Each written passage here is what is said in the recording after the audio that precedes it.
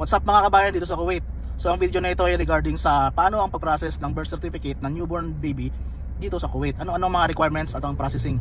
First of all, kailangan mo yung marriage contract na original, civil ID, and passport nyo ni misis nyo.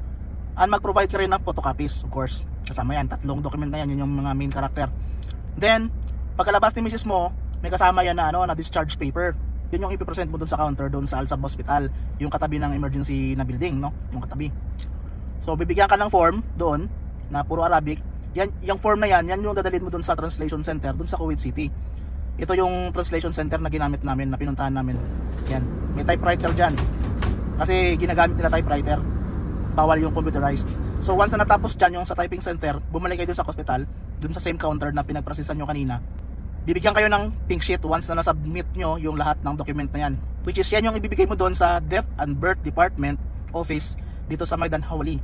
Pag nandun ka na sa Death and Birth Department Office, no, pag enter mo, may ano diyan, may numbering, no. Kuha ka ng number, punta ka dun sa kanan, sa hallway, dun sa kanan. Once na turn mo na, i-present mo lang lahat ng document. Yung pink sheet, yung civil ID copy, passport copy, and marriage contract. Of course, i-prepare mo yung original, no. Then, pag hiningi sa original, ipakita mo lang.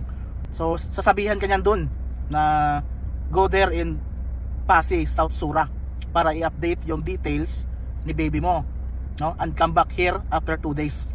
Then pupunta doon sa Pasig, South Sura, dala-dala yung same documents, i-update nila yun doon. Walang appointment dyan, so diretso lang. So once na natapos na yung updation doon sa South Sura, bumalik ka ng Death and Birth Department Office after 2 days. So after 2 days na yan, siguradong updated na yung system, no, pagbalik mo doon, naka-ready na yung birth certificate ng baby mo.